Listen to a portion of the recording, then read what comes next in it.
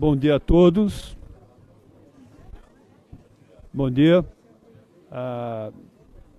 Quero primeiramente saudar o presidente Mujica, que vem nos prestigiar aqui, saudar a todos os presentes, dizer que, bom, essa é uma plateia incomum, né, e é muito orgulho para essa instituição que vocês se reúnam aqui.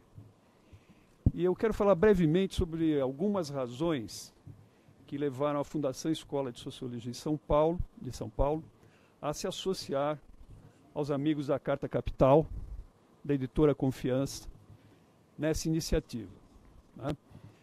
Bom, primeiro, que uma escola... Tudo bem? Primeiramente, nós somos uma escola sabidamente pequena, né, com uma personalidade muito própria no campo acadêmico das ciências sociais, né? E por isso, essa, ao contrário de algumas grandes escolas, é uma instituição que comporta uma iniciativa desse tipo, né? De outra parte, essa também é uma iniciativa que é mais que necessária. Nas condições em que vivemos, ela é imperiosa, né? E, para tanto, nós nos associamos a um órgão de imprensa que também não é grande, mas também é muito importante. Então, amigos, estamos aqui hoje, neste encontro, e celebrando várias coisas, entre as quais a vinda do presidente Mujica, que vai certamente nos esclarecer questões muito importantes, e também essa associação entre uma pequena grande escola e uma pequena grande editora. É esse o papel que nós temos que cumprir hoje nesse país, e é esse o papel que vejo estamos cumprindo muito bem. Muito obrigado.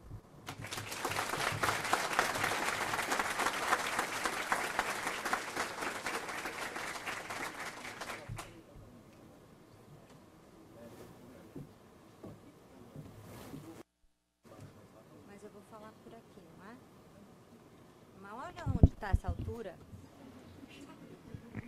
Tem que abaixar muito. Bom dia a todos e a todas, ou a todas e a todos. Eu sou a Manuela Carta, publisher da Carta Capital. É uma alegria ver esse auditório cheio de gente. Bom dia também a quem está nos assistindo pela internet, pelas redes sociais. Eu queria expressar que é uma felicidade promover um debate com o presidente José Mujica.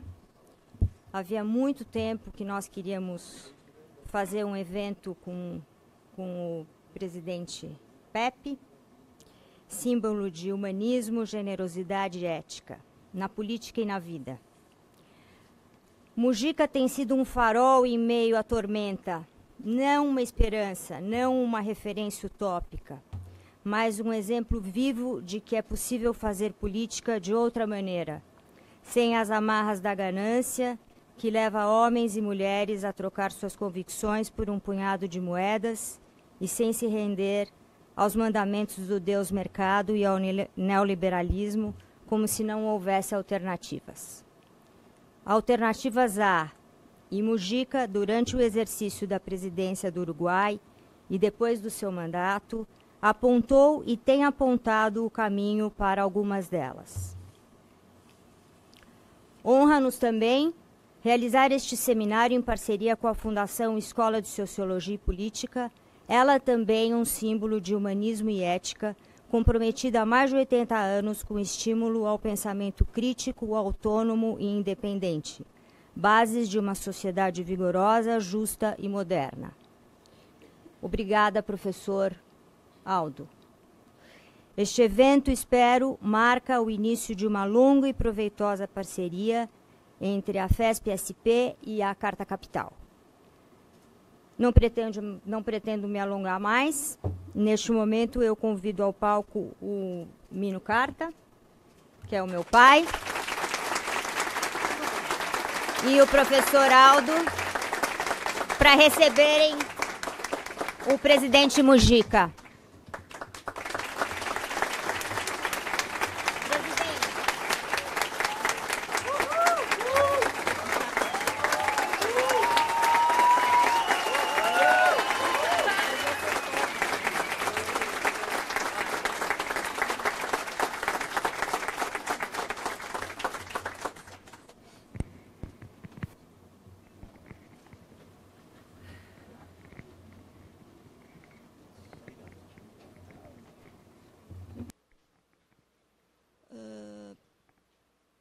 Presidente, o senhor começa?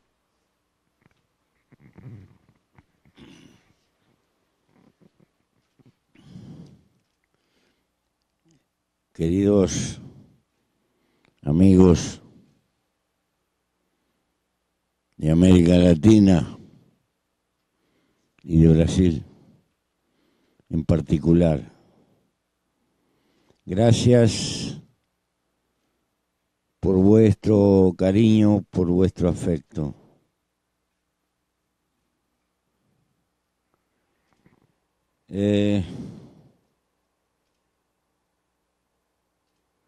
Quiero transmitirles con la mayor sencillez posible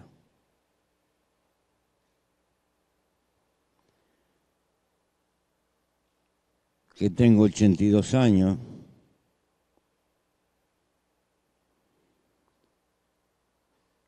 que me he gastado una buena parte de mi vida queriendo arreglar el mundo,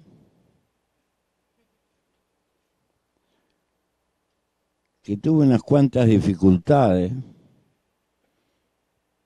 y que todavía está sin arreglar. Por lo tanto, me puse a hacer una escuela.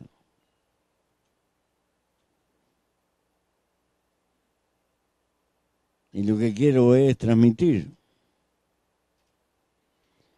que si no hay oleadas de nuevos militantes que tengan la capacidad de creer de que el hombre, a pesar de todos sus pesares, puede construir sociedades mejores.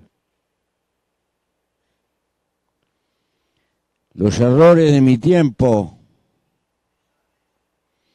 no quisiera que fueran los errores de los que están saliendo a la vida.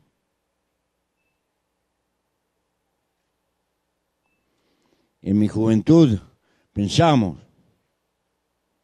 que cambiando las relaciones de producción y de distribución teníamos una sociedad mejor. Y creo que nos olvidamos que los sistemas de propiedad y de organización social son generadores de culturas tácitas que embeben el corazón de los pueblos, los hábitos de los pueblos, y que toda pelea material que no dé pelea en el campo de nueva cultura y de nuevos valores corta y sucumbe.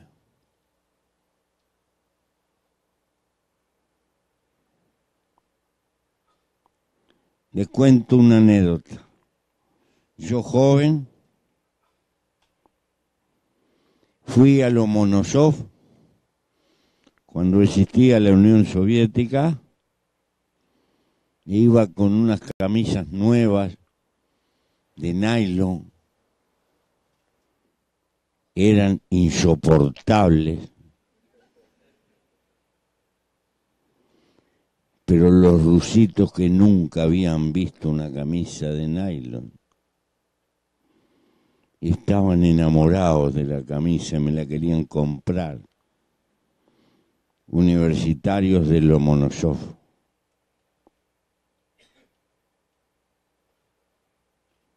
Si no cambia la cultura, no cambia nada. Y el cambio cultural es el más difícil, arriba de la tierra. Tengo amigos ecologistas.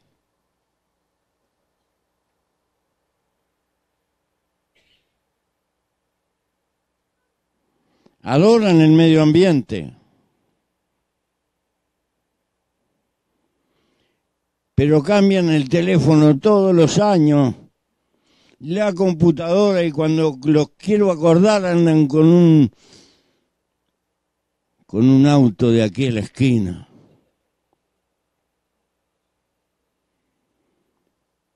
Porque todo el modo de vida de la sociedad hiperconsumista que necesita la economía de mercado se les metió como cultura, no la cultura que se piensa, sino la que se siente.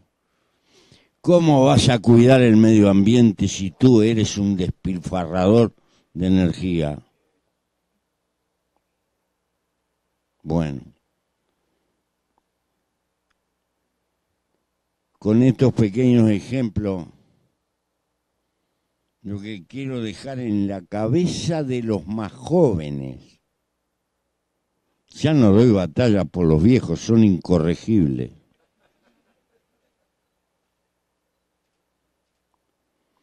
Denle valor a la cultura, pero no a la cultura de las bailarinas o de los cuadritos, sino la cultura que se respira en la cocina de la casa de los hombres del pueblo.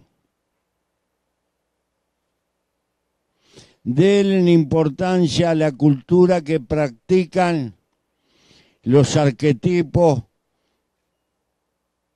de los partidos que luchan por los cambios, en los dirigentes de los movimientos sociales que luchan por los cambios, que sean portadores de una forma de vivir como vive la inmensa mayoría de su pueblo y no como vive la minoría privilegiada. Enfrenten en la conciencia a la sociedad consumista. Breguen por una vida sobria, que no es despreciar lo material. Es comprender que no hay milagro como el estar vivo y que no alcanza con la idea de desarrollo. Hay que pelear por el desarrollo, pero por la felicidad de la gente. Y para ser feliz hay que tener tiempo libre para cultivar los afectos. No nos hacen felices las cosas. Son los seres humanos los que nos hacen felices o infelices. Es el tener tiempo para nuestros hijos,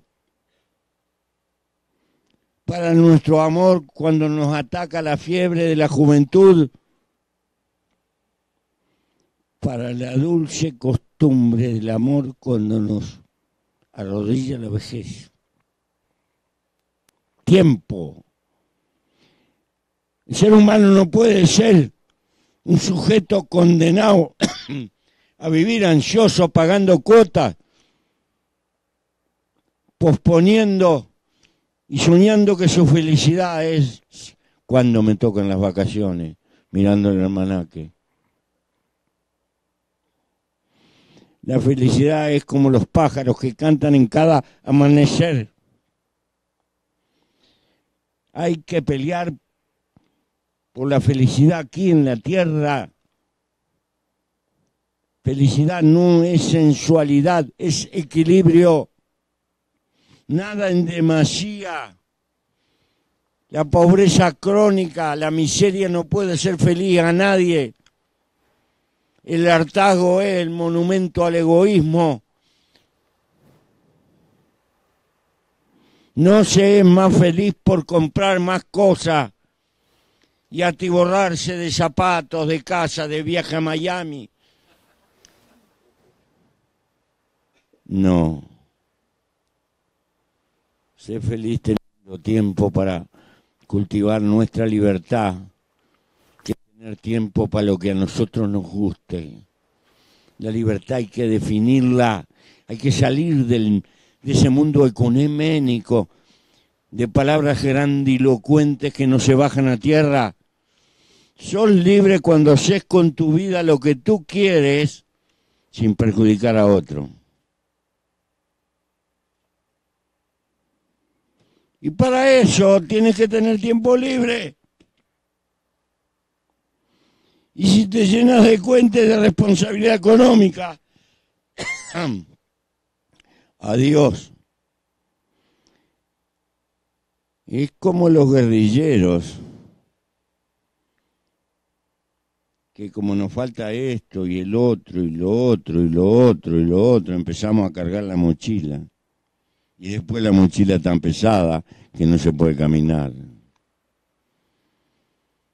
Y el guerrillero que no camine no vive. No se puede ser feliz tapado por las cuestiones materiales que nos ahogan. La felicidad es afectos con los demás. Por eso saludo a esta escuela y a este intento de sembrar sociología y un ruego. La academia no debe ser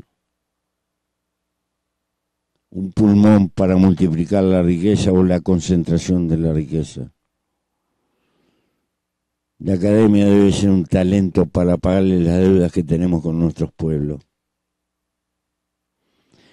La academia tiene sentido cuando se inserta en las entrañas de su pueblo e intenta representar y amplificar las luchas y las necesidades y la falta de justicia que siente nuestro pueblo.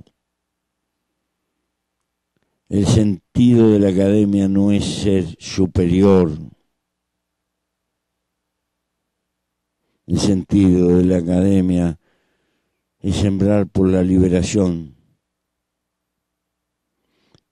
Es ayudar, contribuir a desarrollar la conciencia de los más sometidos. La academia debe representar lo mejor de la civilización humana y no lo peor. No se es académico para tener un sueldo seguro. La academia es un instrumento de lucha y de compromiso. No es un instrumento para escribir revistas y solozarnos con el conocimiento. Es para sembrar el conocimiento que desentrañamos en las entrañas de la gente. La academia es un pulmón de la militancia social y es fundamental en la medida de que nutre el pensamiento de los luchadores sociales y de la gente del pueblo. De lo contrario, la academia es una exquisitez para adornar los salones de la gente poderosa. Si la academia no genera enemigos, no pasa nada con la academia.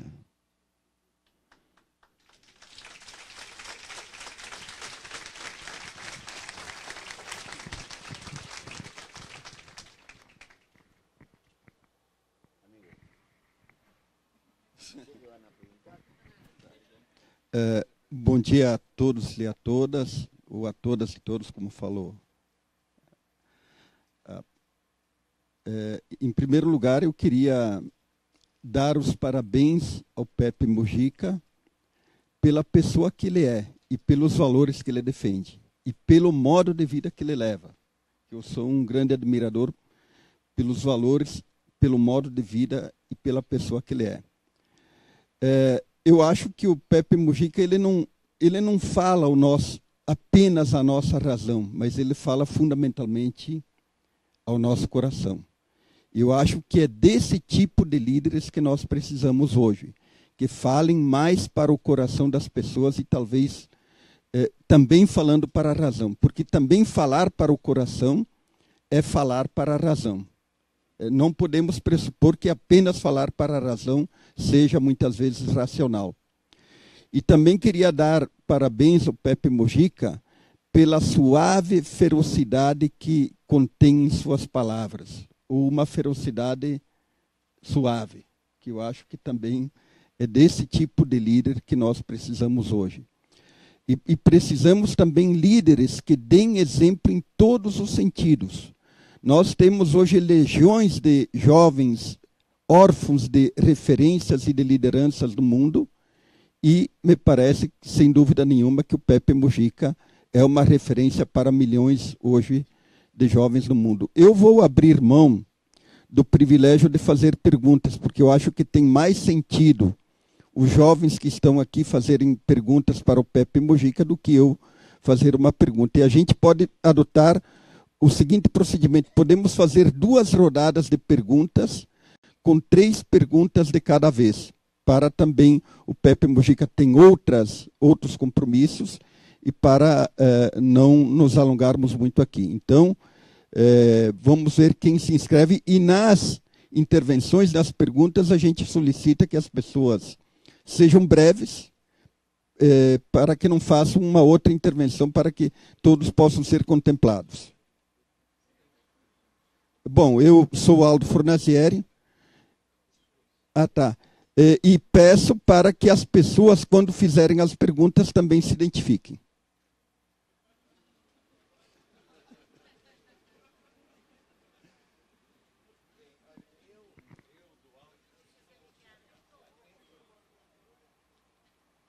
Sou entre os presentes.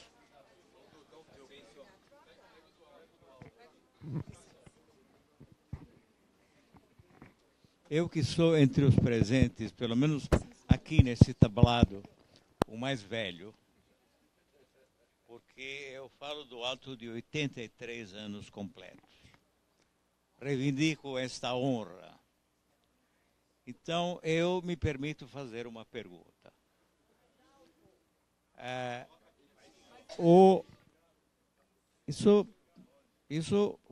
Corremos o risco de que me ponha a cantar, né? Tá ótimo. Tá ótimo. Não, o que eu queria é perguntar, depois dessa aula emocionante de vida, o que o Mujica nos ministrou é uma lição de vida, válida em todos os sentidos, em todos os quadrantes. Emocionante de verdade. Mas eu queria fazer uma pergunta, que diz respeito ao Brasil, ao nosso país, que vive um momento trágico, porque insano, sobretudo insano. Nós estamos vivendo um momento de absoluta loucura. E gostaria que o nosso hóspede nos desse uma aula também a respeito daquilo que se pode, em como se pode aplicar a lição que nos deu à situação que estamos vivendo.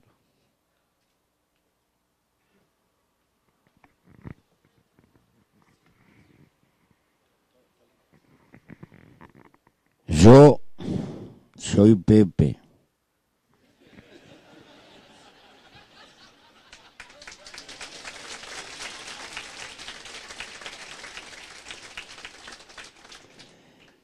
Y soy ateo.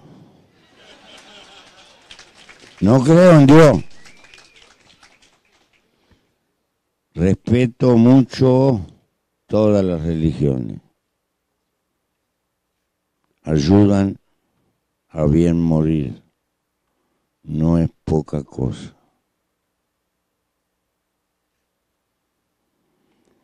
Pero como estoy muy lejos de Dios, no puedo saber qué tiene que hacer Brasil.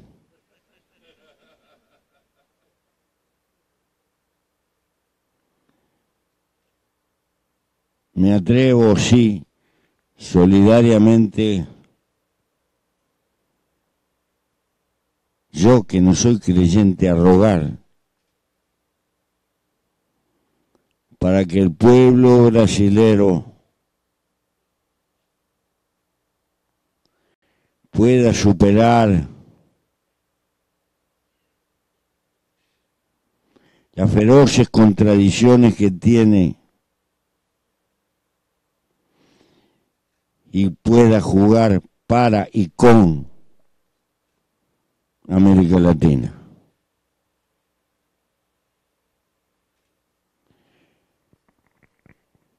Es muy grande Brasil, todavía desintegrado y muy injusto. Uno de los países más injustos que hay arriba de la tierra.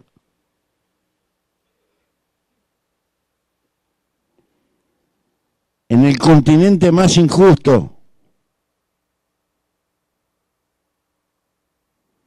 Porque nuestro origen histórico es a partir de dos naciones feudales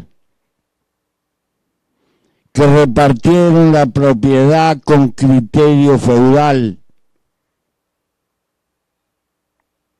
Allí no había triunfado la revolución burguesa.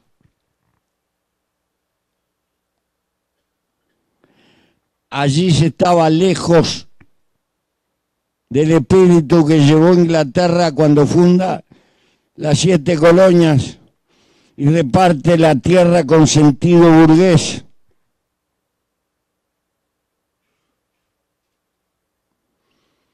Las clases sociales tienen edades. Las clases sociales en su conducta están sometidas a la historia.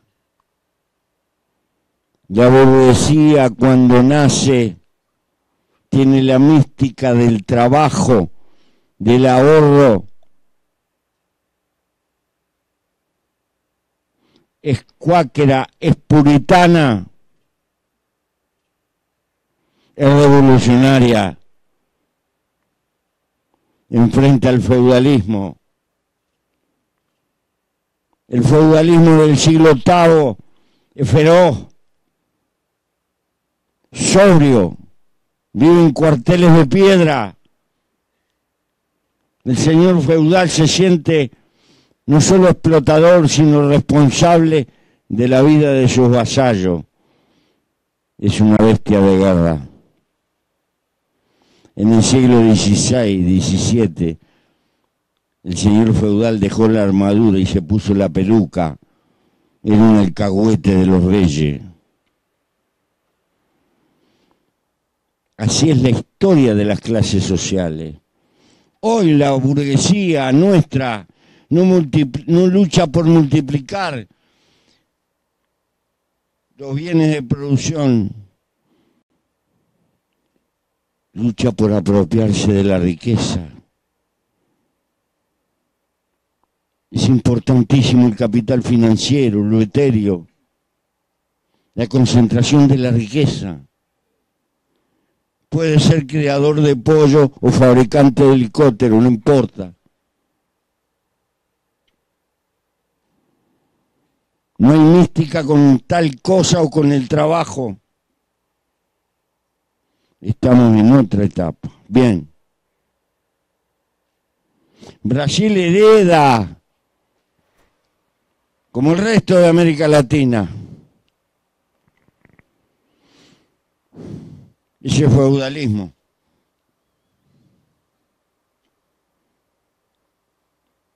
Y nuestra independencia se da cuando se está organizando el mercado mundial. Nuestras capitales estuvieron siempre en la costa, en los puertos. Era más importante el mundo central que la relación con nosotros.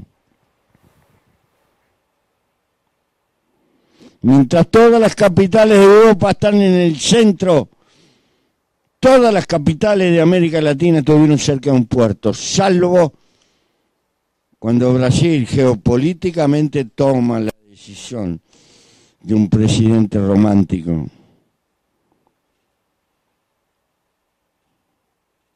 Pero vaya que le costó rezongo. Y todos sabemos que la capital sigue estando acá, la capital económica, porfiadamente cerca del puerto. Bien, no son casuales estas cosas. Expresan nuestra historia.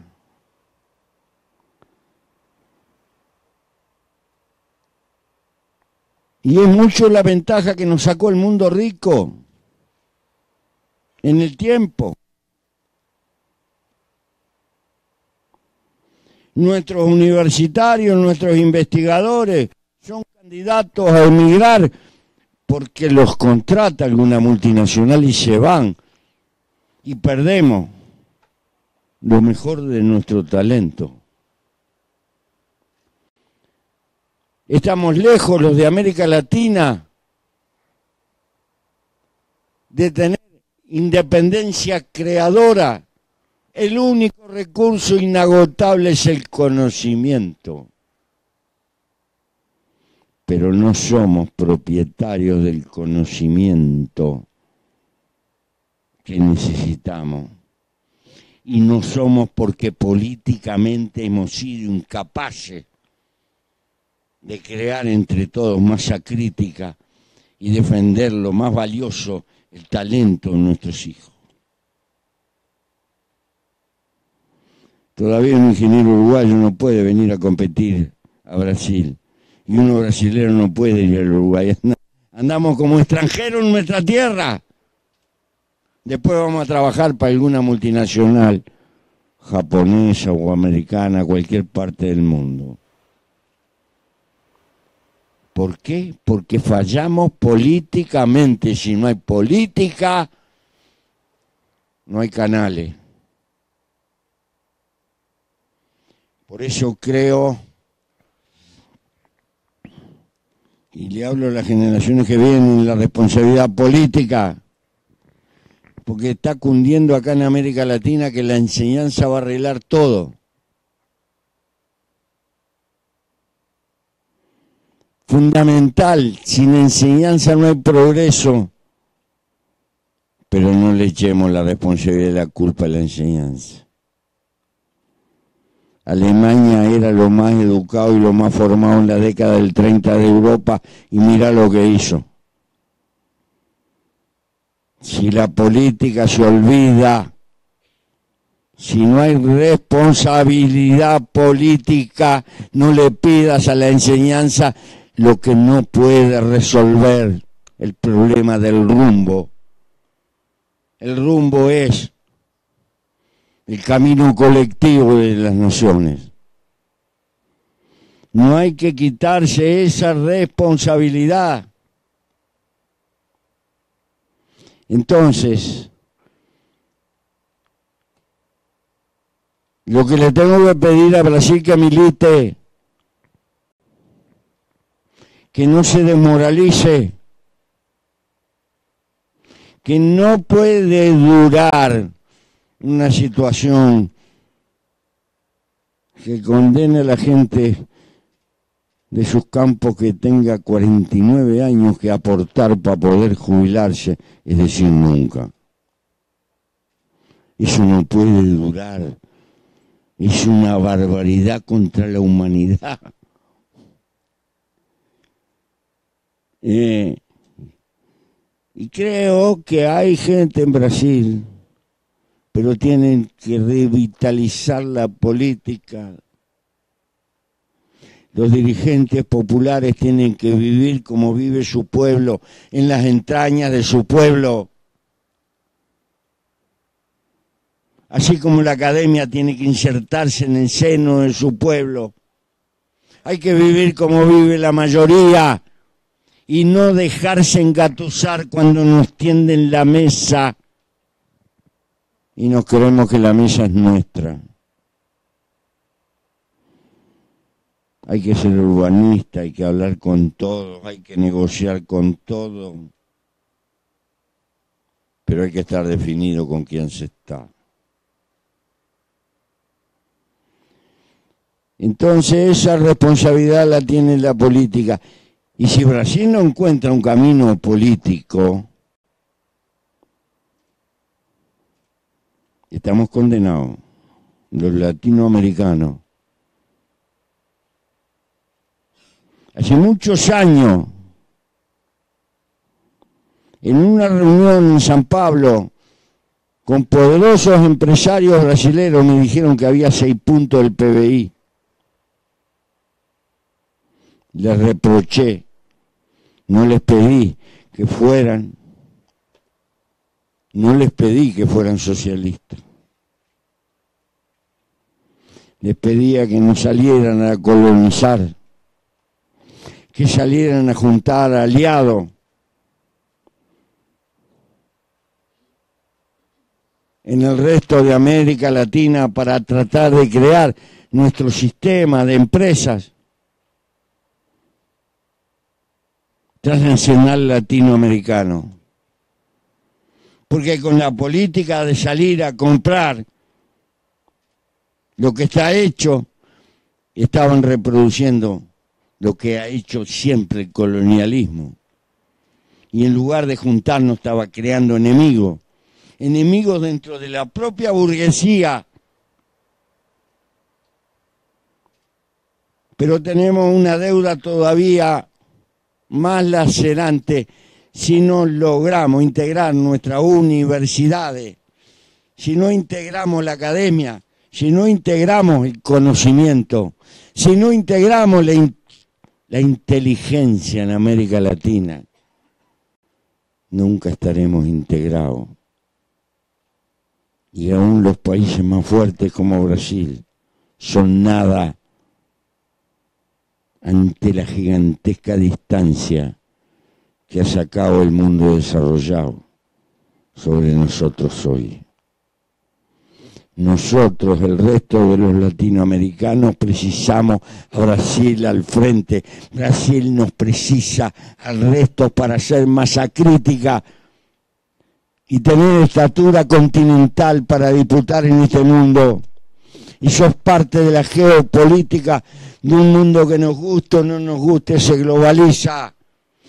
Y donde las generaciones que vienen van a hablar todos 2 idiomas, por lo menos. Tengo 82 años, no es mi tiempo, pero lo que viene es la civilización digital, el doble idioma en el mundo entero, nos guste o no nos guste, para bien o para mal, y lo inevitable hay que entenderlo y organizarlo para ser mejor. Pero ese mundo que viene no va a tener piedad con los débiles. Y atomizados y divididos somos débiles. Lo que más tengo que reprocharme de esa década progresista que vivimos en América Latina es haber sido tan débiles en los fenómenos de integración. No pudimos construir cosas comunes importantes que fueran creando caminos de unificación en el largo plazo. Nos quedamos preocupados en la agenda de quién gana las elecciones que vienen. Y por enfrentar lo urgente, dejamos pospuesto permanentemente lo más importante, que era ser alguien en el mundo de hoy.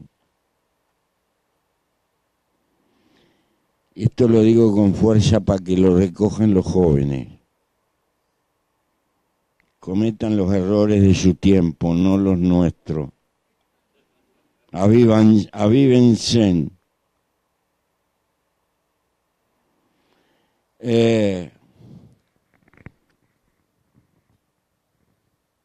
Entonces, ¿logrará Brasil lo que sea capaz de lograr sus luchadores políticos y sociales? Pero hay que entenderlo.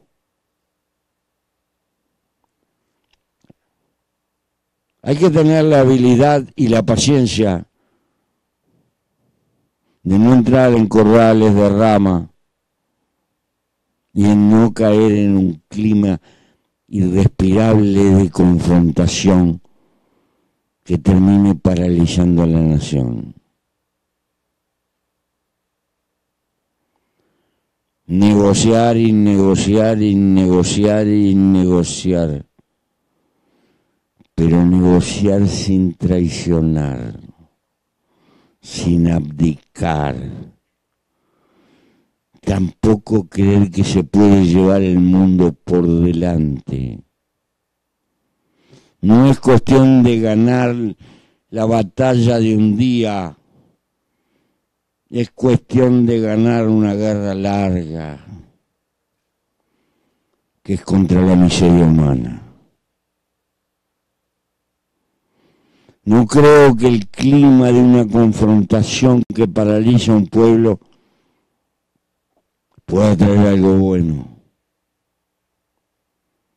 Por eso, la democracia liberal, que es mentirosa, porque promete en el campo del derecho lo que nunca se preocupa de afirmar en los hechos, la igualdad abajo de nuestros techos.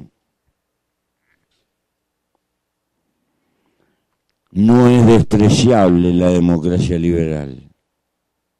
Por el contrario, es un valor de convivencia que hay que sostener y mantener, pero reconocer que no es perfecto y que está plagado de contradicciones. Y que ustedes tienen un problema básico que no sé cómo lo resolverán. Yo no creo que se pueda gobernar un país con 30 partidos o algo por el estilo. No puede haber 30 proyectos de país. Podrá haber 4 o 5. Pero 30 proyectos de país no pueden existir. El hombre es un animal romántico, pero no es tan insensato. Lo que hay son intereses fortuitos. Pero a veces las discusiones del Parlamento brasilero a uno le da la impresión de que en el fondo es una bolsa de comercio, no un parlamento. Entonces, esa institucionalidad le crea problemas de sustentación a cualquier gobierno brasilero, a cualquiera. Es una inestabilidad crónica. No sé cómo se puede entender. Lo que pasa es que es un país continental, pero es muy difícil. Habría que pedirle receta a los chinos, ¿cómo hacen? Pero no tengo respuesta para eso. Yo me quedo maravillado. Pero me supongo que cada ley importante supone una negociación interminable. ¿Y qué cosas habrá atrás de esa negociación? Porque las negociaciones tras de bambalina no son románticas, y no creo que eso le hagan bien. Por eso, sistema político, reformas institucionales Son también caminos de lucha que tiene. Pero para lograrlo necesitan un cierto margen de consenso, que creo que en las condiciones son difíciles. Pero si dicen que son críticos, hagan críticas con libertad. Yo pienso que los movimientos populares deben de difundir estas cuestiones. Y por supuesto que hay que difundirla y discutirla en la academia. Y la academia debe ser portavoz de cambios institucionales que le permitan cierta firmeza como país. De todas maneras, en el resto de América Latina estaremos expectantes y solidarios. Más de una vez nos refugiamos en Brasil. Más de una vez parte de Brasil se refugió en el resto de América. No puede ser que seamos latinoamericanos cuando andamos asustados. Cuando no estamos asustados, también tenemos que ser latinoamericanos, pero no por romántico sentido poético, bolivariano y la mar en coche. No. Por conveniencia, por tener masa crítica, por ser alguien en el mundo, por poder hablar más o menos de igual a igual con Europa, con ese gigante que se está levantando en el oriente, con el otro que está en retaguardia, que son gigantescas naciones multinacionales, con mayores diferencias internas que las que podemos tener nosotros, que tenemos un eje estructural en común.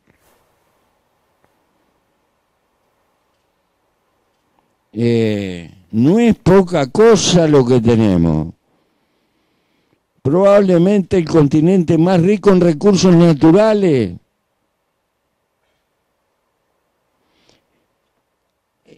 Ampliamente sedentario en comida, a pesar de que tiene gente que pasa hambre.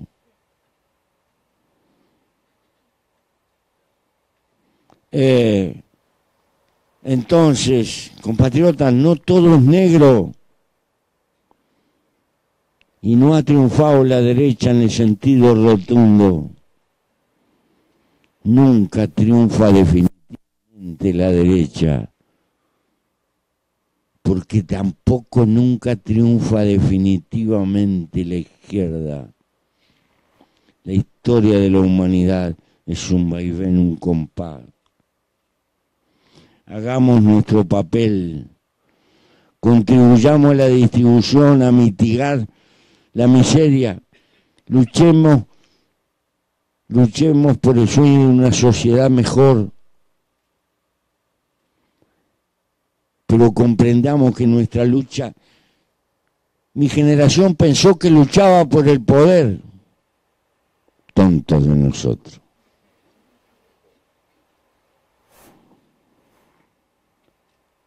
No somos otra cosa que instrumento de civilización. Luchamos para que la civilización humana vaya subiendo escaloncitos. Toda la conquista de derecho y de mejora de la humanidad supuso duras derrotas en algunos momentos de viejos luchadores, muchas veces a la intemperie y sin comprensión. El lento ascenso civilizatorio, el hecho de que formalmente no haya esclavos, el hecho que se lograran conquistas como las 8 horas, el hecho de las conquistas de los derechos laborales, jubilatorios, cosas a las que no le damos importancia. El elemental reconocimiento de que por lo menos teóricamente ante la ley somos iguales. Todos sabemos que hay algunos mucho más iguales. Eso que parece poco significó la lucha de muchos que se sacrificaron. No tenemos monarquía divina y absoluta porque hubo gente que luchó.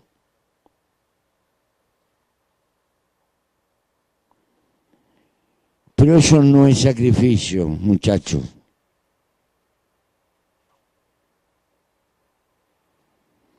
Es el premio de la condición humana. Por ser un mono que la naturaleza nos dotó de conciencia. Hasta cierto punto podemos orientar el camino de nuestra vida. La lechuga, la garrapata, el perro, nacen programados y cumplen religiosamente las etapas de su programa. Nosotros nacemos también programados, pero tenemos la conciencia que nos permite en parte timonear y ponerle rumbo a nuestra vida. Tu vida puede ser igual a la de la lechuga, un poco más complicada por la sociedad de mercado, pero igual. La lucha social o la lucha política no es un castigo. Es la lucha por libertad, por ser. Tal vez en el fondo, sin que seamos conscientes, intenta suscribir un poquito de amor a la vida, sabiendo que si queda algo de mejora social, tal vez queda un pequeño hilito de nuestra vida a los que van a vivir luego de nosotros. Desconfío mucho en estas cosas, como desconfío de las religiones, que a veces hacemos cosas por el amor a la vida, en el sentido más profundo del término. Pero no me quiero perder en semejantes profundidades, porque están llenas de nostalgia y de melancolía. Y le quiero decir con claridad que se puede tener una vida inútil, transformándose en una lujosa bestia de consumo, que está desesperado por cambiar el Mercedes-Benz y comprar el Audi nuevo y tener la casa en Miami y creerse que triunfar en la vida es acumular riqueza para darse dique ante los demás. Le quiero transmitir que se puede triunfar en la vida de otra manera, sirviendo a que los demás estén un poco mejor y que vale la pena darle una causa a la vida, que es el único privilegio que tiene el hombre frente a los otros bichos, orientar su propia vida. Entonces, lo que para algunos puede ser una carga, para otros es una liberación. Nunca vamos a tener un mundo mejor si no hay gente que sea capaz de liberarse en el marco de la sociedad en la que vive. Si en la sociedad que vive estás prisionero de una campaña de marketing que te hace comprar el cocodrilo para darte dique, o tener 30 pares de zapatos, aunque no sepas ni qué te vas a poner, y vivas pagando cuentas y tengas que trabajar más y más y más, y caigas en la burrada de que no quieres que a tu hijo le falte nada, como te faltaba a ti, pero le faltas tú, no tienes tiempo, nunca.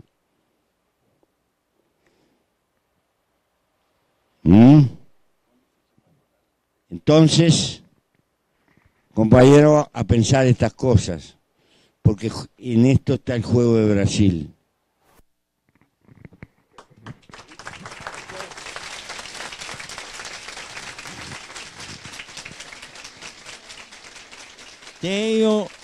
Tenho de constatar que fiz muito bem em dirigir uma pergunta ao nosso ilustre hóspede, porque ele nos deu mais uma aula.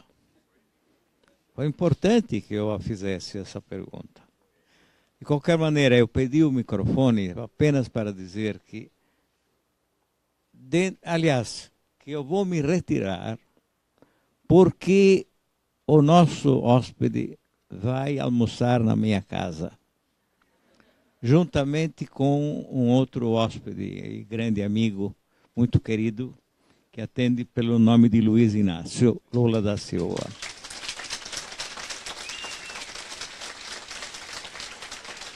E vou para casa para preparar um pesto genovês, que na cidade onde eu nasci, Gênova, é um prato muito, muito popular. É um prato do povo genovês. Acho que Colombo já mastigava pesto. Muito obrigado e me perdoem se me retiro. E me perdoe, sobretudo, esse nosso fantástico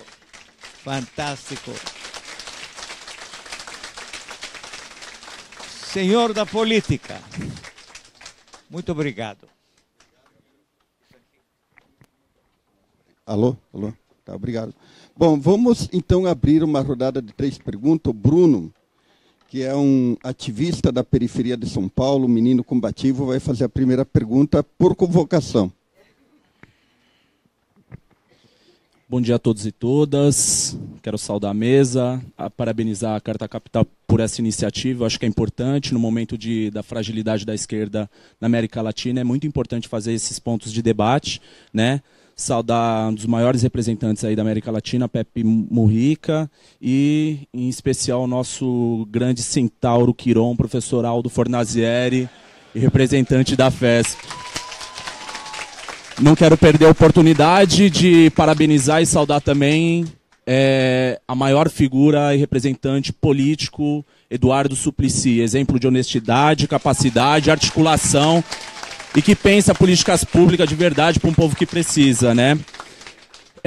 Me chamo Bruno Ramos, sou representante da Associação Cultural Liga do Funk, fiz parte do Conselho Nacional de Juventude, né? Agora estudante do primeiro semestre de Sociologia e Ciências Políticas e também agora colunista do Mídia Ninja. Como jovem, gostaria de um conselho do senhor Pepe, para que possamos pensar politicamente como que seria essa disputa, né, de espaço e narrativa e de imaginários também para 2018. Qual que seria a importância e o conselho que o senhor nos dá para pensar que jovens também possam ocupar espaço de representatividade desde o legislativo ao executivo, né? Nós temos aqui vivendo o bônus demográfico, né? Um país com 204 milhões de pessoas, tendo quase 50 milhões de jovens entre 15 a 29 anos, e um país ainda que tem o genocídio da juventude negra em específico, né, com mais de 55 mil mortes por armas de fogo, é porque ainda não temos representantes jovens dentro desses espaços de disputa de poder e políticas públicas pensado principalmente para as periferias, né? Essa é a primeira pergunta. Estendendo aqui, gostaria de um ponto de vista do senhor também, o que o senhor pensaria da renda básica de cidadania, né, pensada incondicionalmente para o Uruguai e para todos os outros países, né, em específico também aqui para o Brasil, um dia a gente poder alcançar projeto de lei de autoria do senador Eduardo Suplicy, que tem feito uma grande diferença nas comunidades e nas periferias, né, do nosso Brasil. E como que nós poderíamos também colocar um muro, já que Trump está fazendo isso para segregar cada vez mais os nossos latinos, como que nós também conseguiríamos fazer um muro para segregar essa política consumista, capitalista, destruidora do nosso povo? É isso. Agradeço. Outra pergunta. Passa.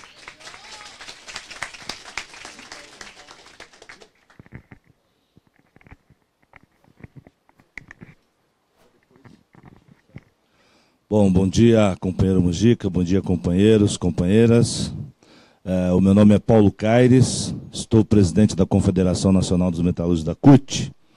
E eu queria perguntar para o Mujica o seguinte: o que estão fazendo hoje com a América Latina é uma concertação neoliberal.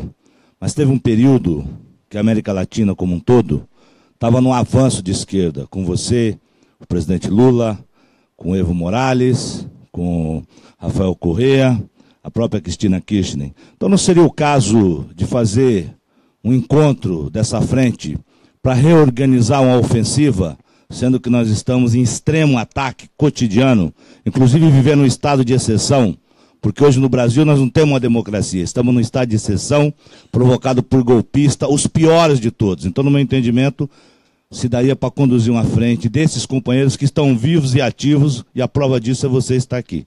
Um abraço, obrigado.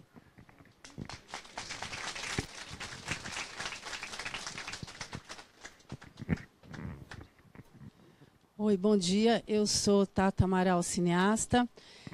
Já realizei um filme com um grande ator uruguaio, César Troncoso. Minha sócia vai realizar um filme que é uma coprodução com o Uruguai.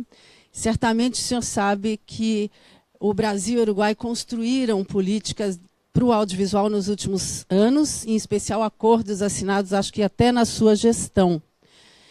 E eu gostaria que o senhor comentasse qual, na sua visão, é o papel do audiovisual, da cultura e da arte na construção simbólica dos latino-americanos e nas referências e aumento da autoestima e reconhecimento da nossa independência cultural. Com a importância da gente contar as nossas histórias para que essa integração aconteça cada vez mais.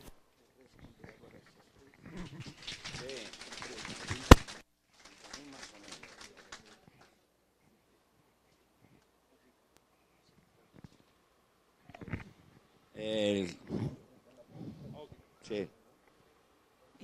Resumida. Sí, resumindo. La primera pregunta te pide consejos sobre cómo los jóvenes pueden participar de la política más activamente, incluso con mirada hacia las elecciones del próximo año, 2018, considerando que los jóvenes son víctimas de violencia tremenda en nuestro país. Esta es la primera pregunta. Y también sobre la implantación de la propuesta del senador Suplicy de renta básica para nuestros países. La segunda es: ¿cómo ves la posibilidad de poder reunir los gobernantes de cambio de Latinoamérica? ¿Paramos ahí? Vale. No nos sobra el tiempo. Lo primero, alguna vez fui joven, hace mucho.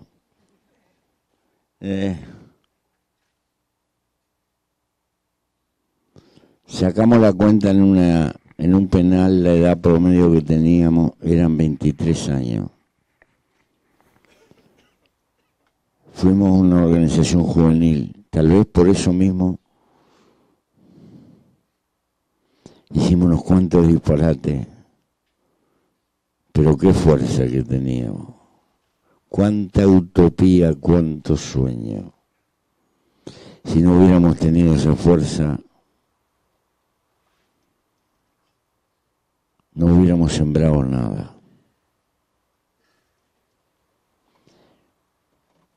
A los jóvenes, nadie les va a regalar lo que tienen que ganarse a los codazos. La juventud tiene que triturarle los huesos a los viejos inservibles. La juventud es insurgente en el sentido profundo del término, cuando es joven. Pero ojo, está lleno de jóvenes viejos. Y todavía quedan algunos viejos jóvenes. Es decir, hay una edad de afuera y una edad de adentro. Aquellos que no sean arrastrables por los valores promedio de la sociedad consumista, que nos arrea al corral del mercado y nos transforma que la nueva religión es servir al Dios mercado, esos jóvenes que sean capaces de someter la peripecia del porvenir de su vida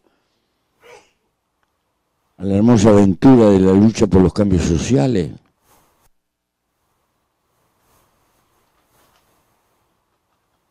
tendrán la fuerza de la renovación y serán capaces de crear nuevas formas, porque ahí está el mundo digital, como agazapado, como esperando, tal vez con promesas de cambios institucionales. Yo sé que Brasil es joven, es un país muy joven todavía, lo celebro, por eso tiene fuerza de renovación. Y por negra que sea la circunstancia por la que está pasando, más que nunca tengo esperanza, porque nunca he visto juventud resignada, y por eso creo que va a tener una salida. El hoy negro no es eterno, porque el hoy negro va a fracasar, porque no puede solucionar los problemas hondamente sociales que tiene este país. Si lo solucionará, dejaba de ser lo que es. Y como no puede dejar de ser lo que es, no va a dar respuesta a los hondos problemas que tiene Brasil. Lo de la renta básica. Creo que estamos en la puerta de una revolución en el campo del trabajo, de consecuencia, que va a sacudir toda la humanidad.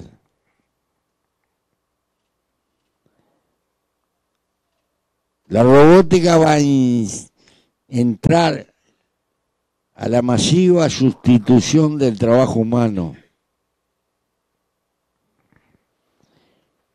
Pero la gran contradicción es que los robots no consumen. Estuve en Japón, una empresa que produce 20.000 lechugas por lo menos diarias, prácticamente no trabaja gente. Son galpones hidropónicos, etcétera, etcétera, todo robotizado. Existe un instituto en Japón, porque Japón es lo contrario de Brasil, un país de viejo, y se da cuenta, y por seguridad alimentaria, está tratando de llevar todas las disciplinas agrícolas que pueda para que puedan ser instrumentadas por robots. Conocí una muchacha, Toshiba, de pestañas largas, muy bonita. La están formando para que transmita los informativos por televisión. Estuve en un supermercado, no había nadie que trabajara. Nadie.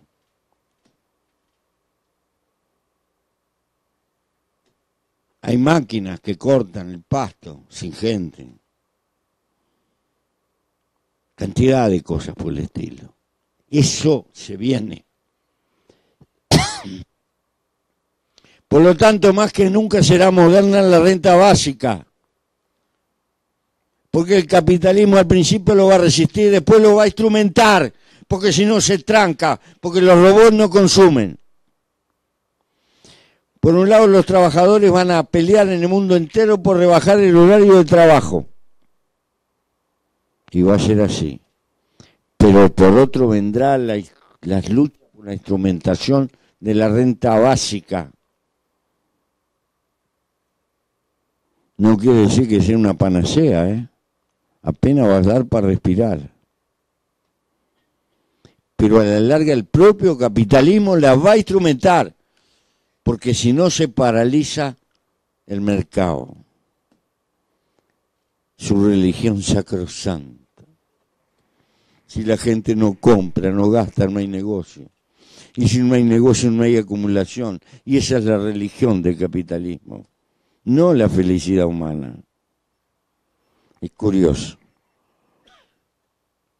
Yo sé que Suplicy, cuando planteaba la renta básica, lo planteaba como un instrumento del reparto social, de contribuir a que en las comunidades más pobres haya un algo seguro para poder arrancar una iniciativa y llevarla adelante. Es decir, esto era la renta básica dirigida como instrumento de motor, de burro de arranque para que la gente se pueda revolver a posteriores. Hay algunos ensayos en el mundo atrás de esto. Lo que Suplicy planteaba lo están planteando en algunos lugares de África, en Finlandia, en otras partes. Están experimentando. Así empiezan las cosas a abrirse. Cuando lo planteaba acá lo trataban de loco. Dentro de 50 años van a decir, era un adelantado Suplicy. Era un hombre clarividente. Siempre fue así. Bueno, para que se junten los viejos progresistas, presidentes de América Latina, que para sacarse fotos, ya fueron.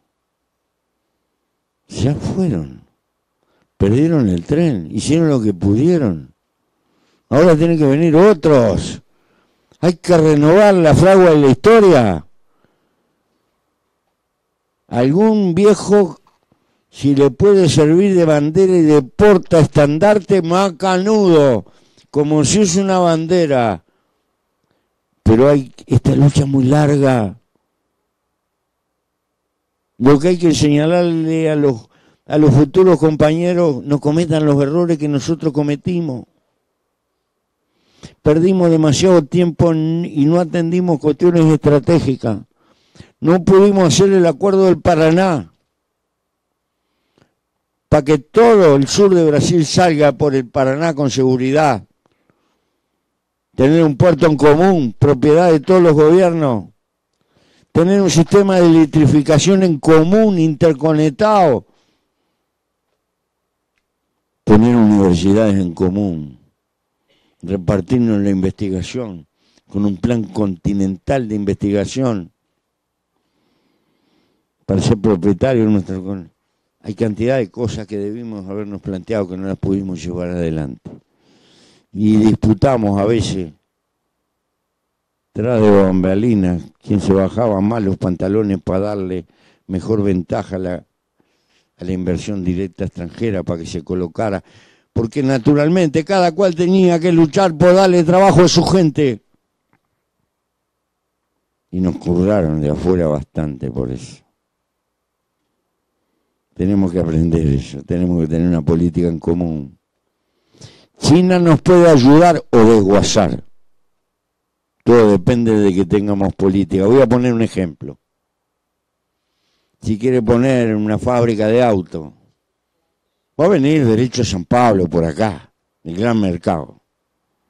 Si tenemos política, bueno, hacer los motores en San Pablo, las transmisiones hacerlas en la Argentina. Y en el Uruguay, aunque sea las escobillas, de acuerdo a la dimensión. Pero tengamos una política que nos ayude a crear economía que nos integre, no que nos desintegre. Integrarnos significa interdepender, intercambiar valor. Hay que recordar que industrializar no es llenarse de chimenea, es generar más valor en menos tiempo. Es un concepto económico. Nueva Zelanda produce lo mismo que el Uruguay, en el tipo de producto, pero Nueva Zelanda es un país altamente industrializado, porque por cada jornada de trabajo neozelandés se genera más valor. Esta es la cuestión. Entonces, creo que tenemos que tener políticas de integración en eso. Y por eso creo que hay que educar una nueva generación de dirigentes. Y los que vamos quedando como piezas rotosas, le tenemos que servir de portaestandarte para transmitir la enseñanza. Y cuando nos quieren usar como una bandera, que nos usen. Pero no somos el brazo que sostiene el mástil. Hay que poner vino nuevo en odres viejos. Porque esta lucha es larga y necesita incorporar en masa a gente nueva. Por eso a mí me gusta juntarme con gente veterana, a las que quiero en pila, pero ya pasamos. Ya pasamos, fuimos. Entonces la mejor manera de seguir siendo algo es ayudar a los que tienen que venir, me parece.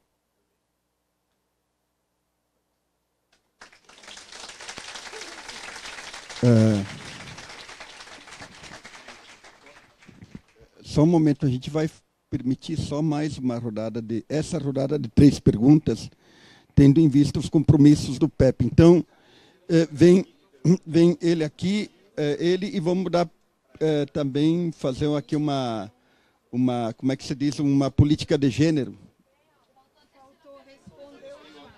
Faltou uma.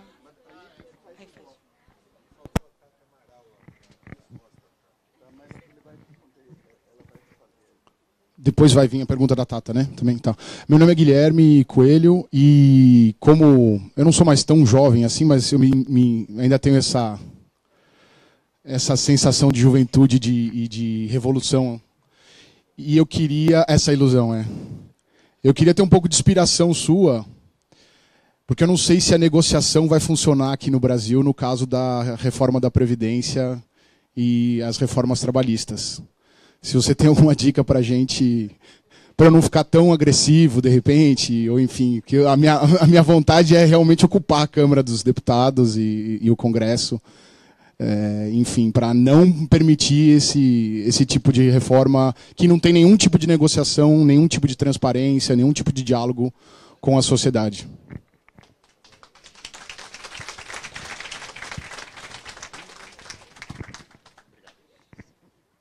Sou Pedro Paulo, professor de Economia na Unicamp e colunista da Carta Capital. O senhor falou muito da importância de pensar um outro padrão de produção e de consumo que substitua esse que é ecologicamente destrutivo e socialmente produtor de desigualdades. Mas como que podemos pensar a transição? Porque, evidentemente, não podemos esperar que um colapso climático global produza essa transição. Temos que pensar em caminhos, eventualmente medidas específicas, ou pelo menos alguns princípios que nos permitam caminhar politicamente para realizar essa transição de modo organizado. Obrigado.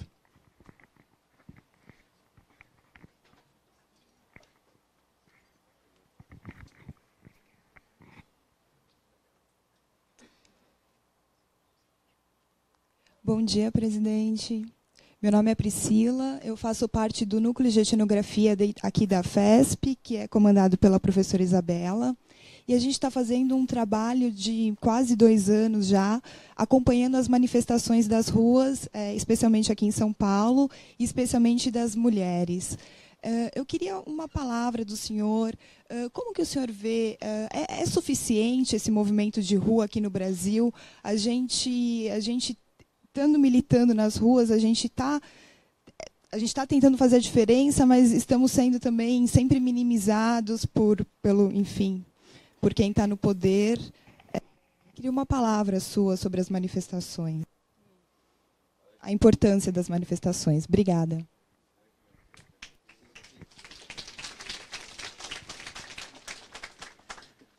Presidente Pepe Mujica, gostaria de lhe perguntar se recomenda a todos nós, latino-americanos, nos unirmos aos mexicanos e dizer que ao presidente Donald Trump que não se pode construir aquele muro que vai custar 28,5 bilhão de dólares.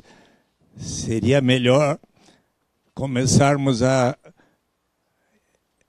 investir esses 28 bilhões de dólares para fazer com que da América Latina até a Patagônia houvesse e passe a existir a renda básica de cidadania, porque quando houver não vai precisar mais nenhum muro que separe as nações dos 3 continentes americanos. Agradeço se puder dizer a sua opinião sobre o muro de Donald Trump.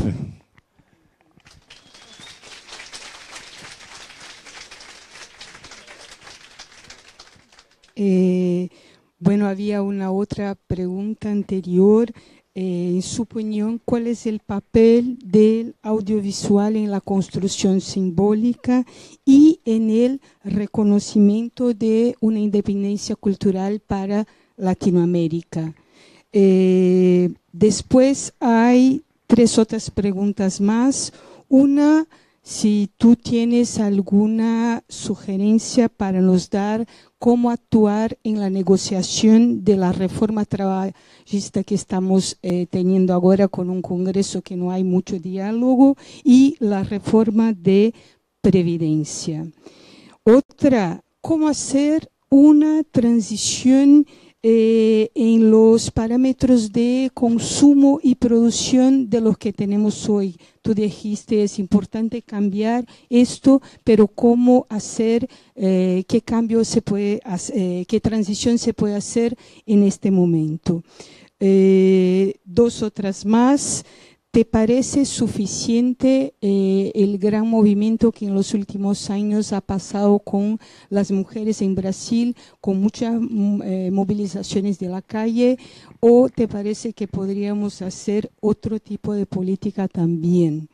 Y por último, la de Suplicy, ¿se te parece que nosotros latinoamericanos podríamos reunir al pueblo mexicano y luchar en contra la política de Trump de construcción de la muralla para separar Estados Unidos de México? Bueno, compañeros, todas son preguntas interesantes. Tengo que apretar porque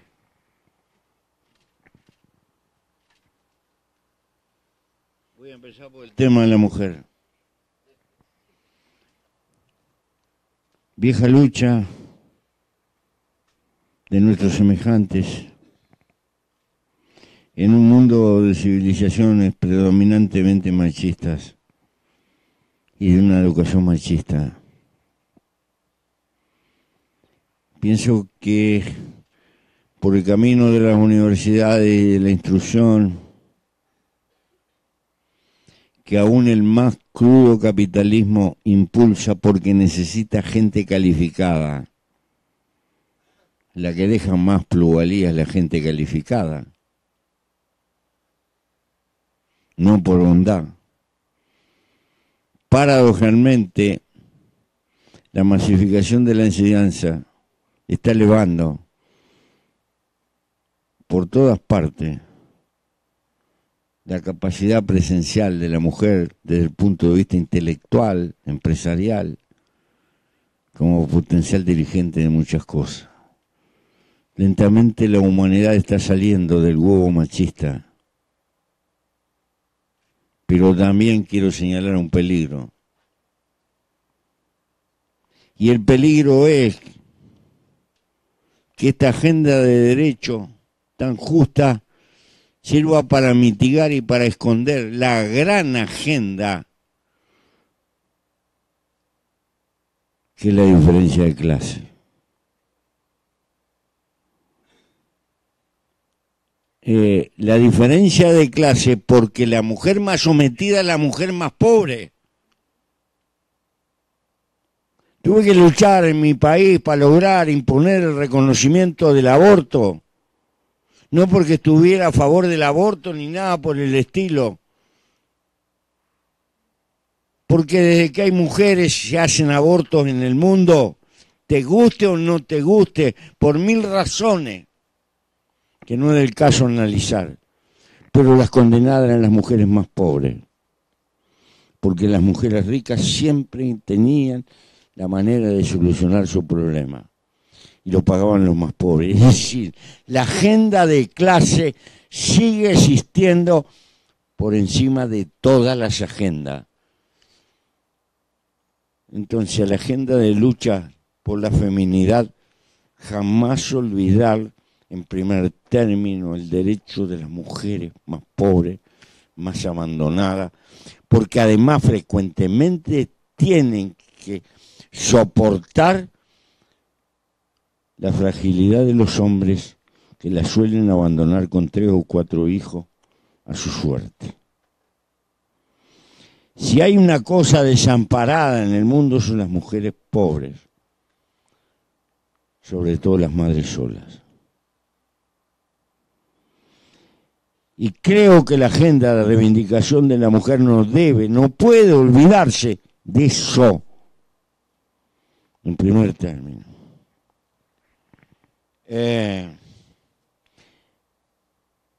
Sobre el muro, no hay ningún muro en la historia humana que haya servido para algo. Cientos de años se pasearon los chinos haciendo la Gran Muralla. Eso es una carretera aérea con cuartelillos y todo, no un muro. Igual los mogoles se la pasaron 3 o 4 veces por arriba y no tuvieron suerte. Qué esfuerzo inútil al pedo, qué tiradero de plata se propone este loco, cree que va a atajar a la gente con murito. Pero eso habla de lo que es la cultura occidental. Se horrorizaban del muro de Berlín y son los más grandes constructores de muros que existen hoy.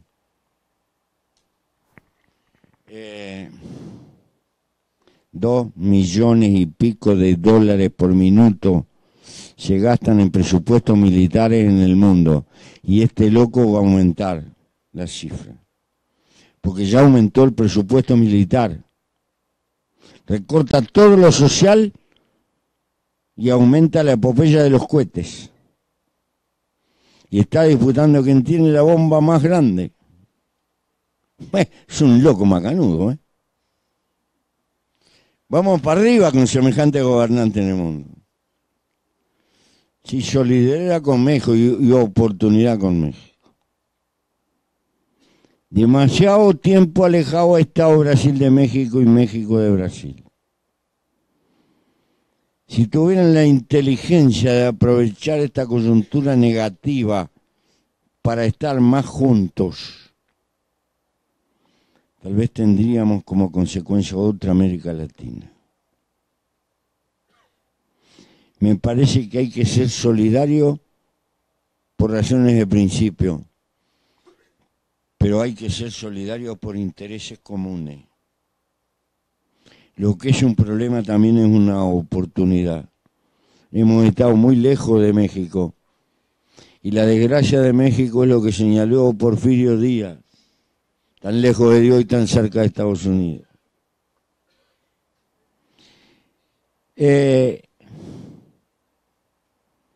Me plantearon el problema de la cultura, creo que los audiovisuales y eso. Este es un tema para todo un día.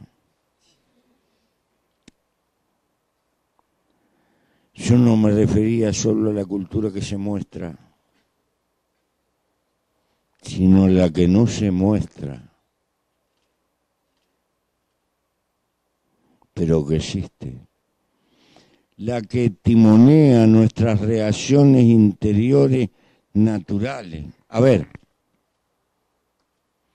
un cazador primitivo, un sistema crea siempre una cultura. Ya señalé, el error de mi tiempo fue haber confundido que los cambios en las relaciones de propiedad de por sí deparaban una cultura mejor o iban a crear un hombre mejor. Grave error. Grave error. Un sistema crea una cultura. ¿Qué es una cultura? Un sistema de valores que pautan las reacciones reales de nuestra vida cotidiana. Esta es una cultura de mercado, funcional al mercado. Porque el norte de nuestro sistema es la ganancia, hija del intercambio de mercado. Esa cultura tiende a embeber todas nuestras reacciones subliminales. A ese cazador primitivo que pertenecía a una tribu, a una familia, no le pasaba por la cabeza que el ciervo que cazaba era de él. Ese ciervo era de la colectividad. ¿Por qué? Porque esa es su cultura.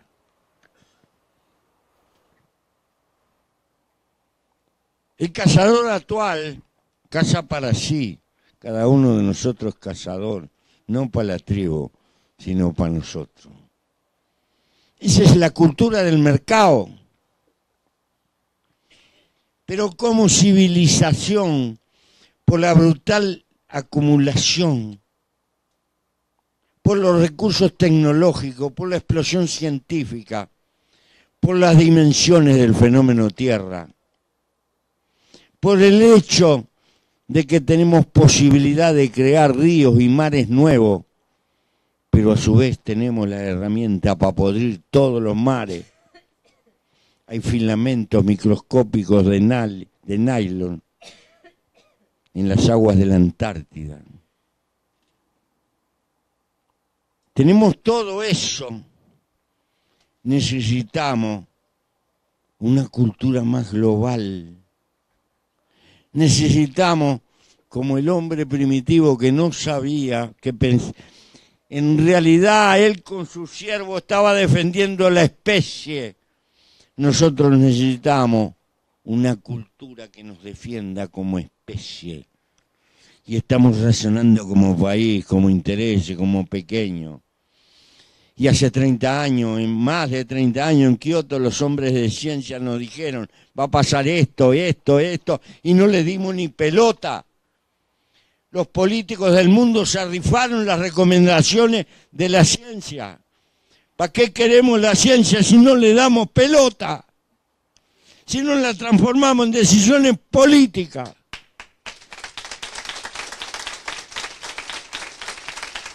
Y ahora estamos pagando las consecuencias.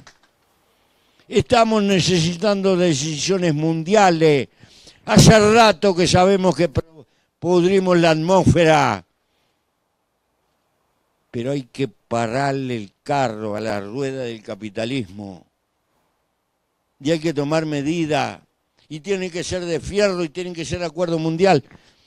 Por eso dije en algún momento, el problema es político, no ecológico. El desastre ecológico es la consecuencia de la impotencia política de una civilización que hemos desatado, que nos domina y no la podemos dominar. Estamos como aquella fábula de aquel tipo que había descubierto una pala que daba vuelta a tierra sola, pero no tenía fórmula para pararla. Nosotros destapamos una civilización que ahora nos lleva. Es la primera globalización del mundo que no tiene conducción. Bueno, es todo un tema. Cuando hablo de cultura me estoy refiriendo a eso. Me estoy refiriendo a un cambio en ese sentido. pero este tiene que ser un tema, la chispa, el motor de arranque tiene que empezar en las organizaciones políticas, en las organizaciones sociales. Esto no puede ser de masa, las masas están sometidas a esa cultura, eso nos rodea por todas partes. Nuestros hijos nos piden, me tenés que comprar el campeón nuevo. Y esto y el otro, el efecto demostrativo, sometido a campañas de propaganda de la noche a la mañana. Es natural que con semejante presión los pueblos estén siendo llevados. Había un viejo libro que lo deben de recordar los veteranos, las investigaciones de Vance Packard, las formas ocultas de la propaganda. Nos alucinaban hace 40 años un juego de niño al lado de lo que hay hoy. Cómo dominan la mente subliminal de las personas con las nuevas técnicas de propaganda. Es una forma de dominación. Y de pasada, nadie me lo preguntó, la mayor amenaza que tiene la democracia contemporánea, la raída democracia contemporánea, son las nuevas fórmulas donde se puede tabular todos los perfiles de pensamiento político que pueda haber en una sociedad y establecer los mensajes. Todas las ciencias de la informática juntando información, resumidas matemáticamente en un conjunto de perfiles, según demostraron las dos campañas de Obama y lo que acaba de demostrar la campaña de Trump. Es posible. Ninguna dictadura en la historia de la humanidad logró meterse adentro del cuadro psicológico de millones de personas para manejarla. Ese es el mayor peligro que existe por delante, pero este es un tema aparte, nadie me lo preguntó, pero por lo menos la gente tiene que pensar, que se une con este problema de la cultura. Creo que este es un problema de taller de los partidos políticos, de las organizaciones sociales. En el fondo es perseguir una lucha de humanidad más global y más feliz. Hay que empezar a preocuparse de que en este mundo la mayor riqueza es el milagro de estar vivo.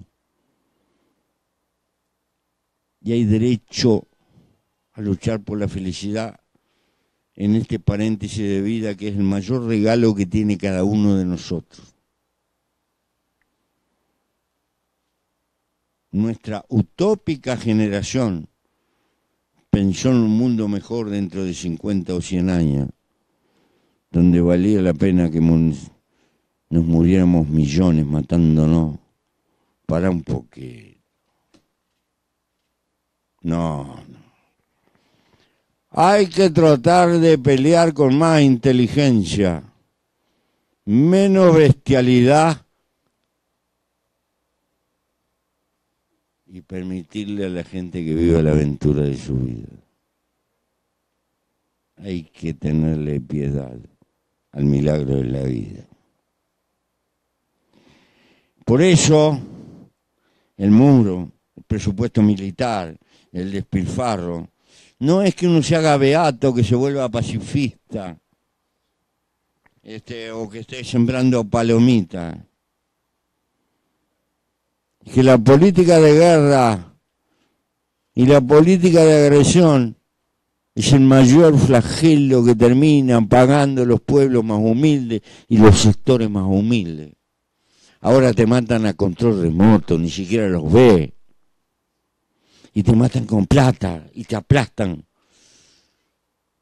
sin siquiera tener una pizca de coraje, ni siquiera la aventura humana del coraje.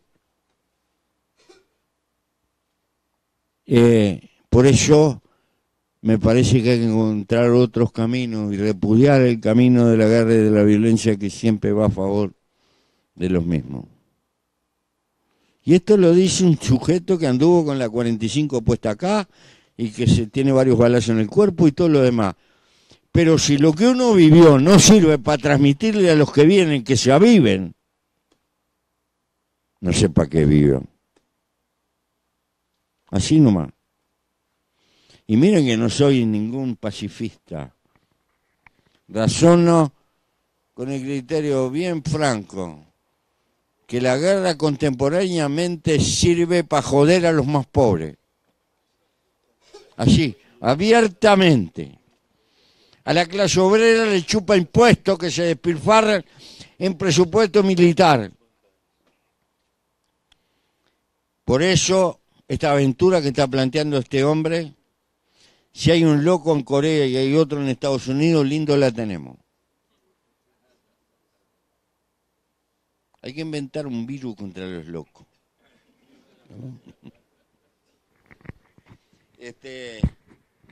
En otra... Bueno, não sei qual outra pergunta.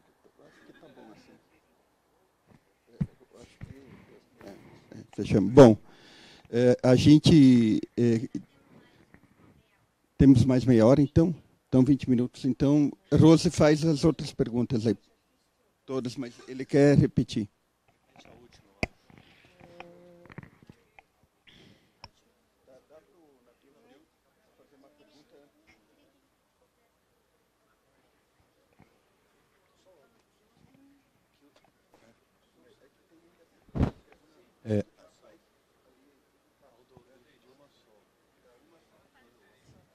Uma só. Eu sou Nabil Bonduque, professor de urbanismo da FAUSP. Fui secretário de Cultura aqui do município de São Paulo. Queria lhe fazer uma pergunta que desperta muito interesse entre todos nós aqui, a juventude. Amanhã nós vamos ter uma marcha, que é a Marcha da Maconha, Marcha da Marijuana, pela descriminalização da maconha no Brasil. E o senhor protagonizou uma grande alteração na legislação do Uruguai. Queria que o senhor fizesse uma avaliação sobre isso, as condições políticas para poder se regulamentar, né, a marijuana no Uruguai, e como é que o senhor avalia hoje os resultados. E se isso é aplicável ao Brasil, o que foi a experiência uruguaia. Compañeros,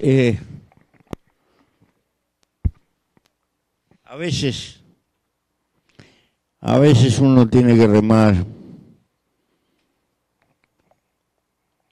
contra lo que piensa la mayoría de una sociedad, porque en una sociedad a veces dominan los prejuicios. Decía Einstein por ahí hace tiempo, si tú quieres cambiar, no puedes seguir haciendo lo mismo. 50, 70 años de persecución a las formas comerciales de los estupefacientes y de la marihuana nos han llenado de espléndido fracaso. Cada vez hay más consumo y cada vez más cantidad de presos. Y ahora tenemos dos gigantescos problemas. Tenemos el problema de la drogadicción, que es un problema médico, pero tenemos el otro problema, el narcotráfico, que es peor que la drogadicción. Por mantener con una tapa prohibido,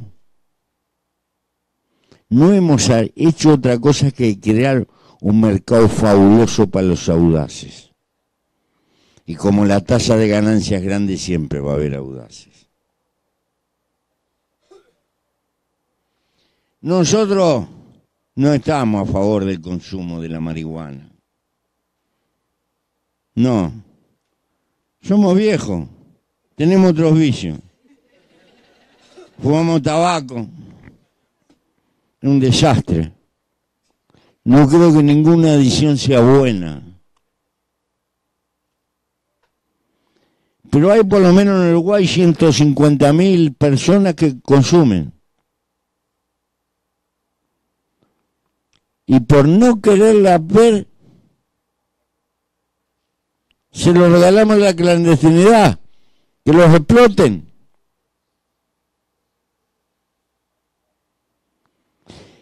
Nosotros decidimos, vamos a reconocer este hecho, vamos a buscar una forma de regularlo, que el tipo no tenga que ir a una boca clandestina, que pueda comprar cierta dosis controlada, y si se pasa, lo pueda detectar a tiempo, para poderlo entender como un problema de salud. Porque acá hay un problema de medida. Si yo me tomo 2 whisky por día, tal vez que no me haga bien. Pero lo voy llevando, lo soporto. Ahora, si me tomo una botella todos los días, soy un alcohólico. Me tienen que internar, me tienen que tratar. Bueno, con esto hay algo de eso. No puedo llevar preso un muchacho por fumar un porro en un estadio, estoy loco. Estoy tapando el cielo con... Es un disparate. Y no hay cosa que atraiga más a un... Porque para hacer cosa más boba que un muchacho joven no hay. Es la edad más hermosa de la vida y más boba. Si tú le pones algo prohibido, es como atraerlo. Todo lo que le prohíba le atrae más.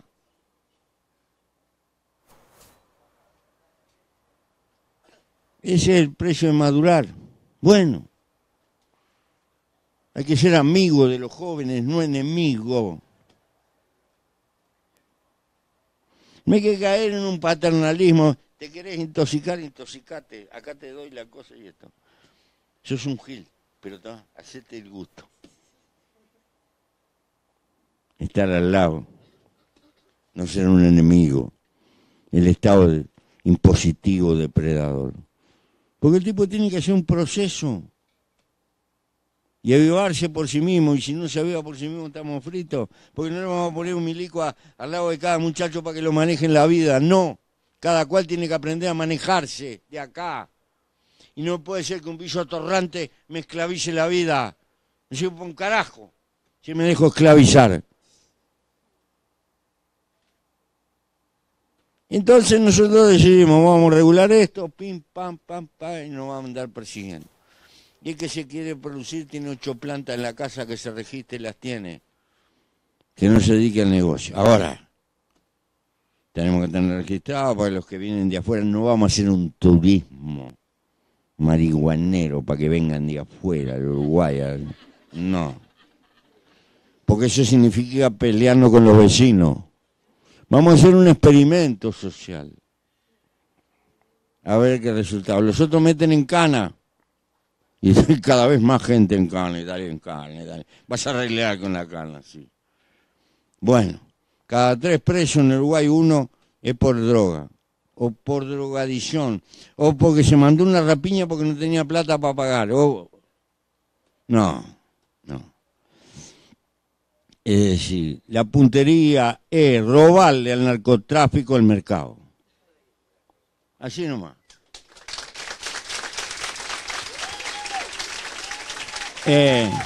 Y queremos hacer un experimento. No vamos a eliminar con eso la droga, lo que queremos eliminar el narcotráfico. Y la droga es un problema médico. Pero si lo tenemos a la luz del día, como tenemos el alcoholismo, como tenemos el tabaco, lo podremos combatir hasta donde podamos. Ahora, si lo tenemos en el mundo clandestino, estamos fritos. Es la misma actitud que asumimos con el aborto. Reconocer lo que existe, no porque a uno le guste.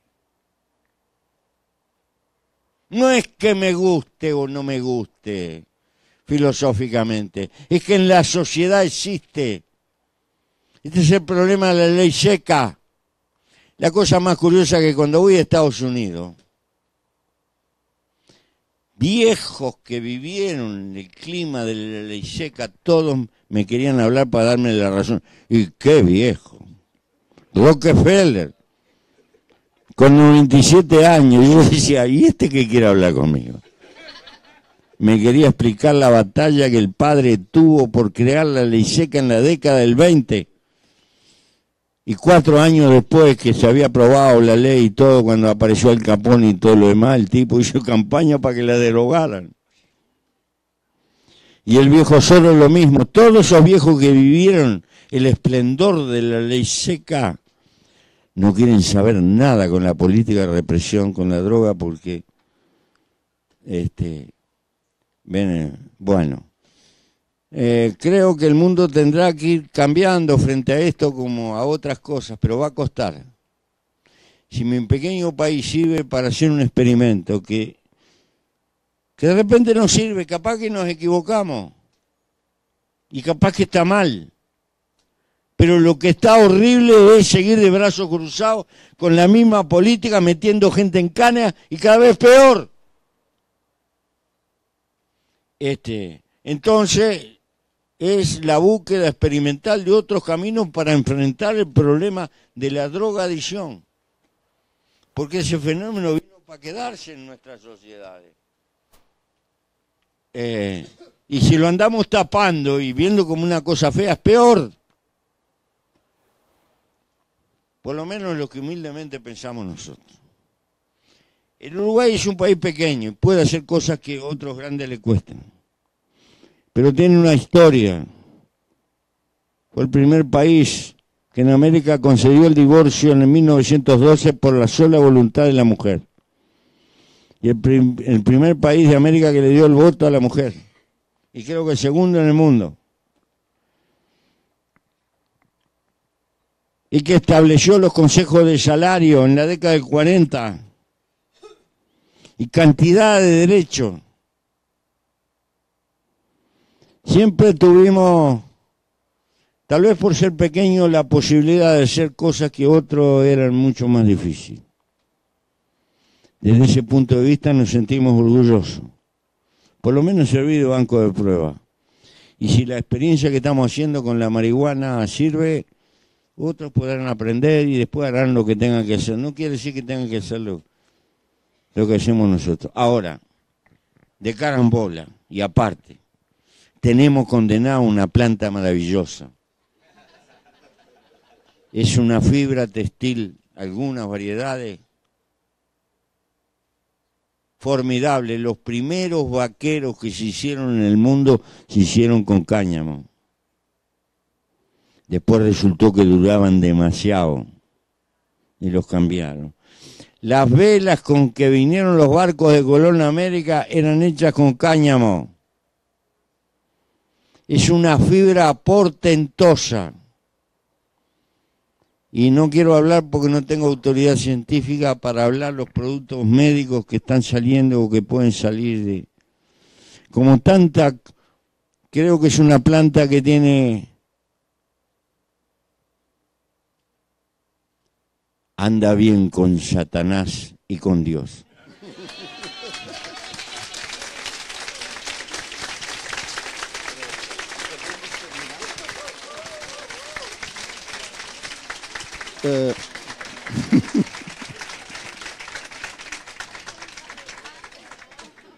Bom, em nome da Fundação e da Carta Capital, a gente quer agradecer a presença de todos vocês, agradecer principalmente ao Pepe Mujica e temos a certeza que sairemos daqui todos um pouco mais esperançosos e um pouco mais felizes. Obrigado.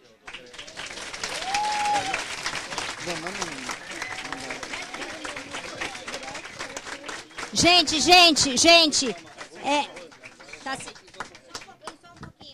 o senador quer dar uma última palavrinha, uma última palhinha aqui em homenagem ao...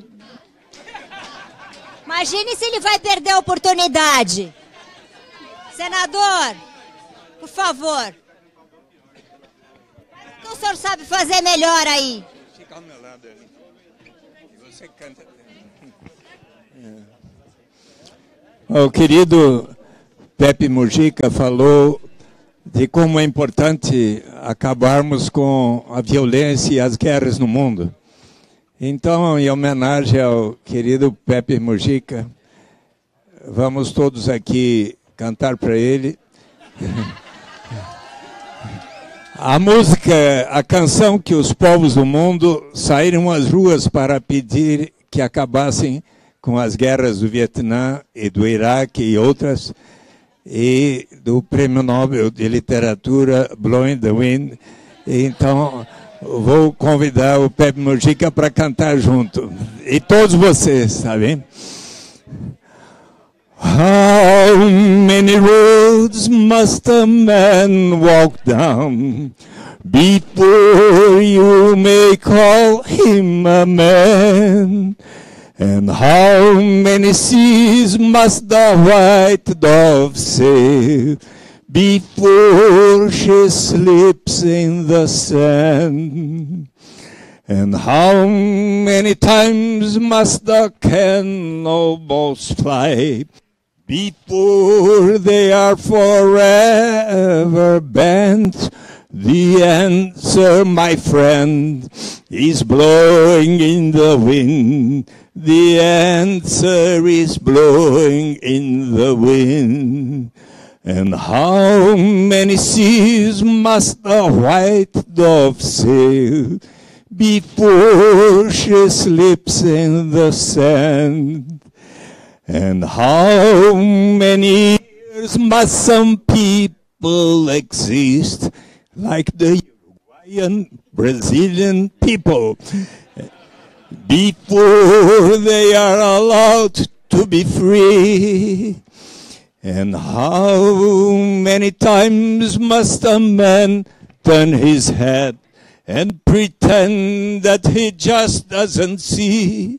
The answer, my friend, is blowing in the wind. The answer is blowing in the wind. And how many times must a man look up before he can see the sky? And how many years must a man have before he can hear people cry? And how many deaths will it take till he knows that too many people have died? Todo mundo. The answer, my friend, is blowing in the wind. The answer is blowing in the wind.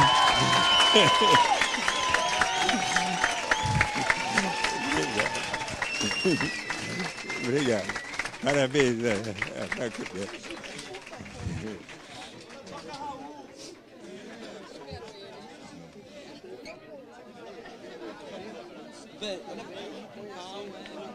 Oi?